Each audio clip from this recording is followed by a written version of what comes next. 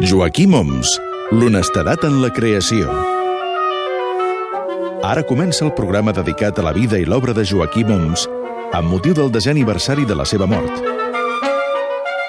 Aquest mes de setembre, Catalunya Música us proposa una sèrie de 4 programes per acostar-vos a la vida i l'obra d'aquest autor.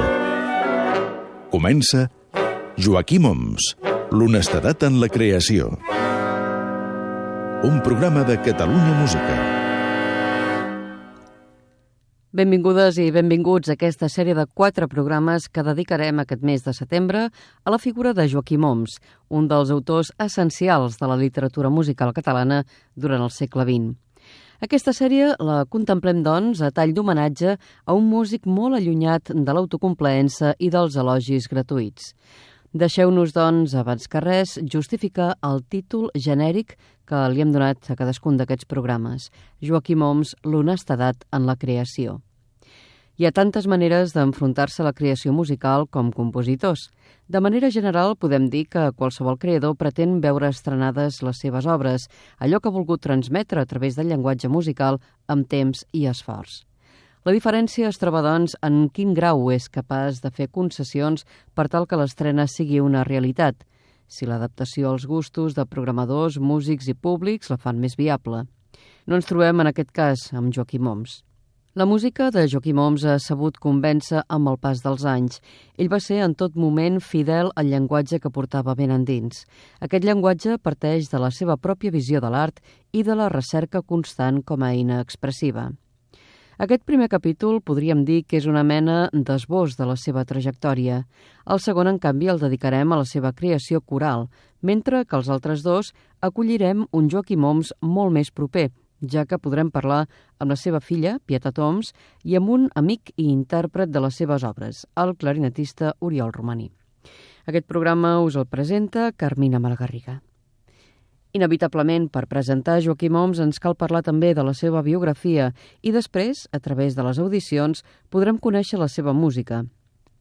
N'hem triat de diferents èpoques per tenir alguns exemples de les més de 200 obres que formen el seu catàleg.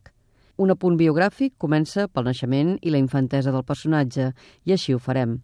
Joaquim Oms va néixer a Barcelona el 1906, 10 anys després que Robert Gerhard i 6 anys abans que Montsalvatge, posem per cas. Això ens ajudarà a situar-lo. Va néixer al si d'una família amant de la música. Si bé és cert que el seu pare era metge, també era un gran aficionat a la música i participava de la vida musical de la ciutat. Els estudis musicals per als seus fills, doncs, va ser una cosa que va potenciar des dels primers anys.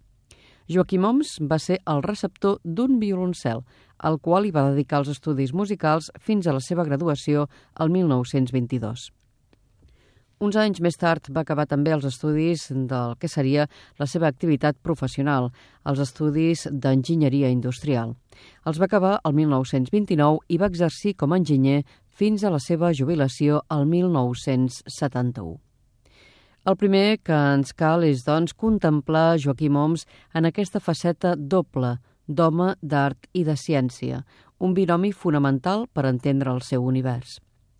Però potser ha arribat ja l'hora de sentir una primera mostra de la seva música. Per això ens traslladarem un moment als anys 30.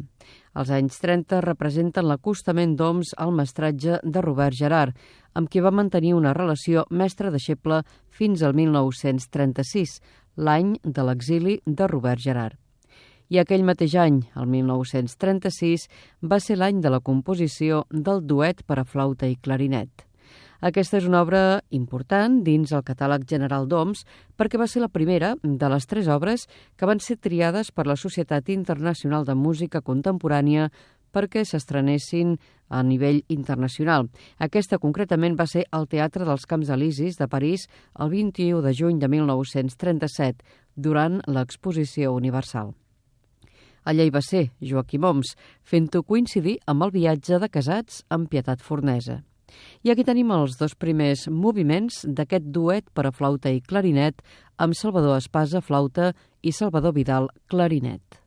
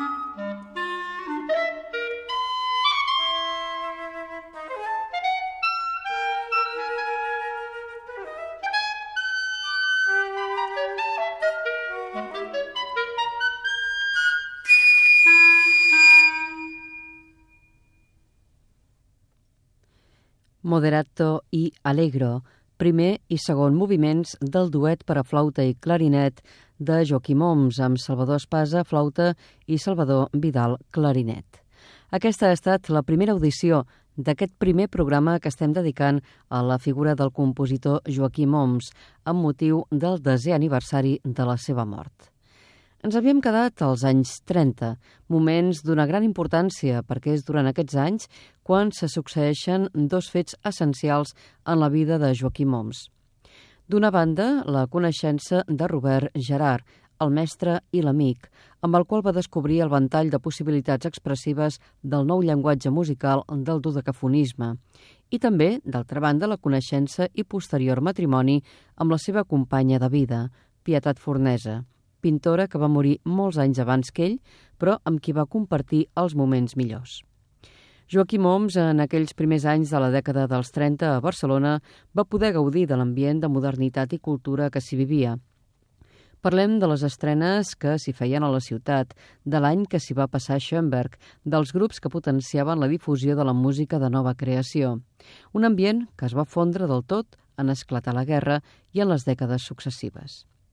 Joaquim Oms, ben al començament i en el terreny compositiu, va ser pràcticament autodidacta, però gràcies a la seva amiga, la violinista Eugènia Domènech, que havia estat companya d'estudis de Gerhard, va poder establir contacte amb Robert Gerhard, que havia estudiat amb Schoenberg, i va demanar-li de ser deixeble seu. Així va començar una relació estreta entre deixeble i alumne, que va traduir-se en una estimació profunda. Entre el 1931 i el 1936, amb alguna intermitència, van compartir música i vivències en tots els àmbits artístics, ja que tots dos tenien una cultura sòlida. El 1936, Robert Gerhard s'exilia definitivament, de manera que aquesta relació es va tallar de cop. Més endavant es van tornar a veure en força ocasions, ja que Gerhard va venir de visita en una desena d'ocasions abans de la seva mort, el 1970. De mica en mica, i després d'aquells duríssims anys de postguerra, Joaquim Oms i altres persones interessades en l'art en general i en la música en particular formen grups, sempre minoritaris, dedicats a la difusió de la nova creació. Ens estem referint al Club 49, amb els seus promotors, Carles Maristany i Joan Prats. El Hot Club i tota la gent que hi formava part no només es va dedicar a la música, sinó també a la poesia, les arts plàstiques i al cinema. S'hi van donar a conèixer obres de gran rellevància que ja voltaven per Europa. Els anys 50 són aquests anys d'esforç divulgatiu del que passa també a fora. El 1956, Joaquim Oms compon el seu quartet de corda número 4, una obra que, com tantes altres, no es va estrenar fins molts anys després de la seva composició, una època en la qual Oms ja utilitza el mètode dodecafònic. Bona prova d'això que dèiem de l'estrena és que no es va fer fins al 3 de maig de 2001 a l'Auditori de Barcelona. En sentirem ara un fragment. Sentim el quart moviment, un Allegro deciso, del quartet de corda número 4, amb l'Endelion String Quartet, un enregistrament que es va fer el 25 de novembre de 2006 a l'Auditori del Caixa Fòrum, en un concert homenatge al centenari del naixement d'Oms. Sentim-lo ara també nosaltres, aquest Allegro deciso del quartet de corda número 4.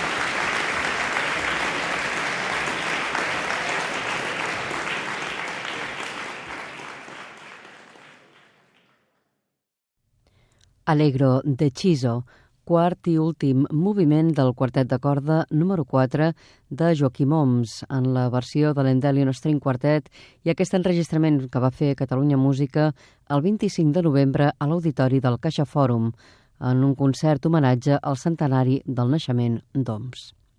Sentíem aquesta mostra de l'activitat compositiva de Joaquim Oms durant la dècada dels 50. Continuem les petjades dels moments de l'entorn de Joaquim Oms. Ara som als anys 60, l'any de la incorporació en el món musical català de Música Oberta, una secció del Club 49 per potenciar l'estrena d'obres i atent a les novetats forànies. Aquells anys són també els de l'aparició del grup Diabolos in Música, creat per Joan Guinjoan i Juli Panyella, un dels grups pioners de la música d'avantguarda. Amb la mort de Robert Gerard i de Joan Prats s'acaba també una etapa. Ens trobem a començament dels anys 70. En aquell temps, una mica abans, el 1967, va morir Pietat Fornesa, l'estimada companya, i comença, doncs, a nivell íntim, l'enyorança, ja que Oms va morir 39 anys després. Naixeran un grapat d'obres en record de Pietat i aquest diàleg amb ell mateix. Però no és només el record de la seva dona, sinó també el d'amics que ja no hi són. Una mostra són els soliloquis, compostos entre el setembre i el novembre de 1972, que expressen el rigor de la seva personalitat creativa i, segons les seves paraules, tenen la intenció de desenvolupar al màxim l'expressivitat tímbrica del piano. Bona mostra de la importància d'aquests soliloquis és la quantitat d'arranjaments que va fer per altres instruments. Estan dedicats al pianista de la Ribera Alta, el valencià Perfecte García Chornet. L'estrena la va fer ell mateix a Tenerife el 28 de novembre de 1972. Sentim ara aquesta versió primera del soliloqui. Són els 2 soliloquis per a piano, obra de l'any 1972 de Joaquim Oms, que ara ens interpreta el pianista Jordi Masó.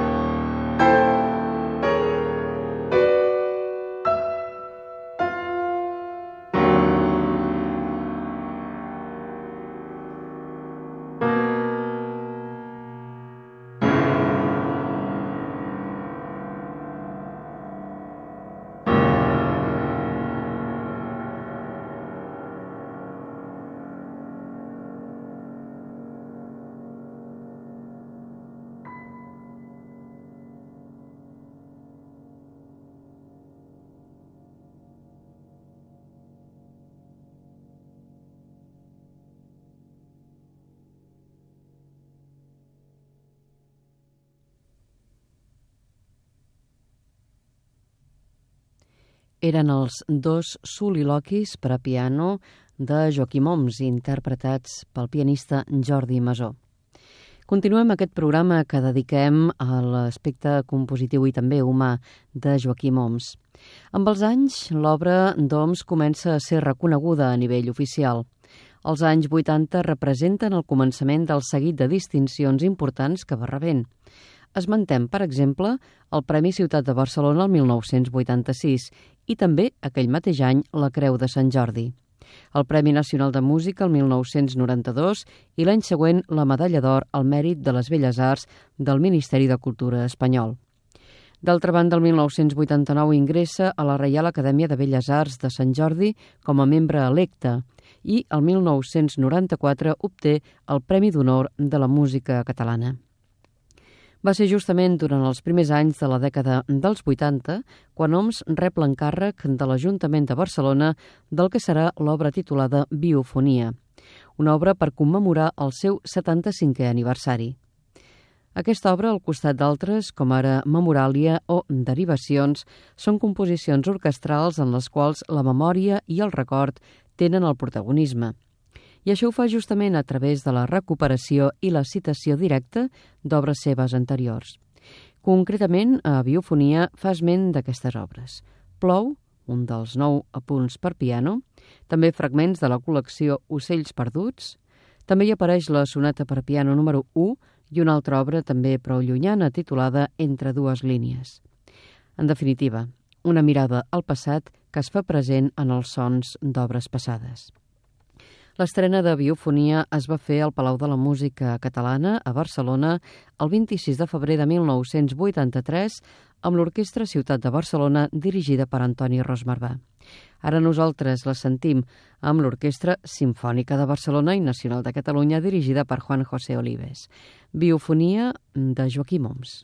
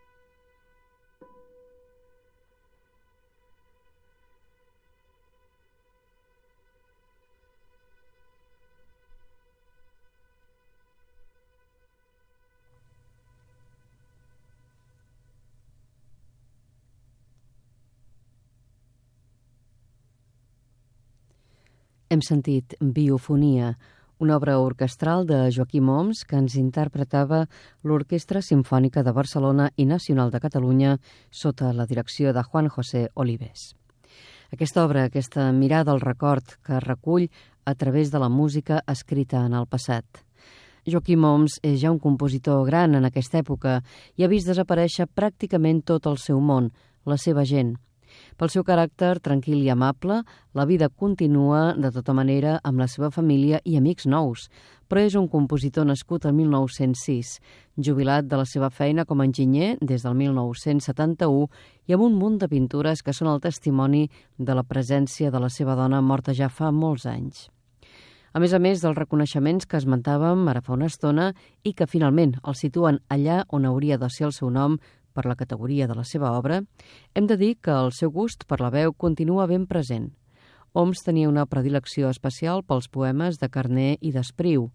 En va musicar un grapat en la seva carrera, però també li interessa la poesia xinesa, la de Tagore, la de Salvat Papasseit, Mallarmé, Maragall, Hölderlin, Shakespeare, Emily Dickinson, Borges, Carles Riba i també en trobaríem d'altres. La poesia, com també l'altra passió seva, la ciència, prenen relleu a través del seu pentagrama. Per això no és d'estranyar que la Fundació J.B. Foix li encarregués la composició d'una obra sobre un poema de Josep Vicenç Foix. Sentirem un dels poemes més coneguts de Foix amb la música de Joaquim Oms, Sol i de Dol, una obra composta el 1992 i estrenada pels mateixos intèrprets que ara sentirem al Círculo de Bellas Artes de Madrid el dia 6 de maig de 1992.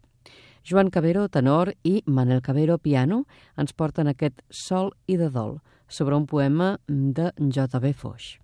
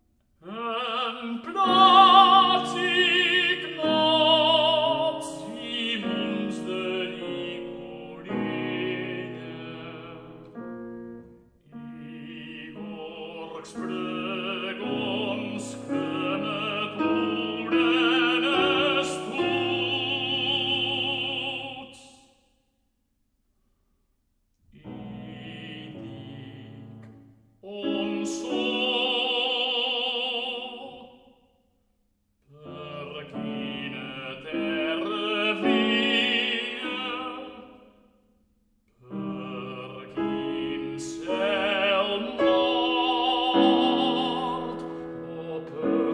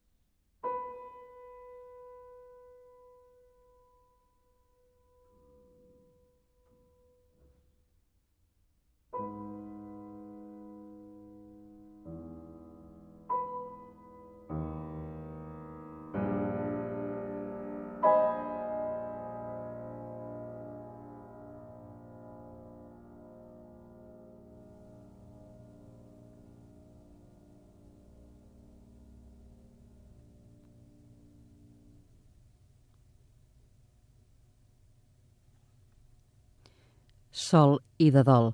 Aquest poema el va escriure Josep Vicenç Foix el 1947 i el va musicar el 1992 Joaquim Homs. Els intèrprets eren Joan Cabero, tenor, i Manel Cabero, piano. I amb l'audició d'aquest Sol i de dol, d'aquesta melodia sobre aquest poema de J.B. Foix, posem el punt final a aquest primer programa que Catalunya Música destina al record de Joaquim Homs amb motiu del 10è aniversari de la seva mort. Us hem ofert una petita mostra d'obres seves de diferents dècades. Un compositor intel·ligent i coherent que va anar de bracet amb el llenguatge musical del seu temps i que durant molts anys se'l va mantenir una mica al marge de l'activitat concertística més habitual. Ell va ser un compositor exigent que esperava també un públic exigent. Dilluns que ve, també en aquest mateix horari, podreu sentir el programa que ha fet l'Albert Torrents sobre la música coral de Joaquim Homs, i els altres 2 dilluns del mes de setembre tindrem l'ocasió de parlar amb la seva filla Pietat Homs i el seu amic, el clarinetista Oriol Romaní. Us convidem a tots a endinsar-vos en la personalitat i la música d'Homs. Moltes gràcies. Una salutació de Carmina Malagarriga. Bona nit. Fins aquí el programa Joaquim Homs. L'honestedat en la creació. Una producció de Catalunya Música.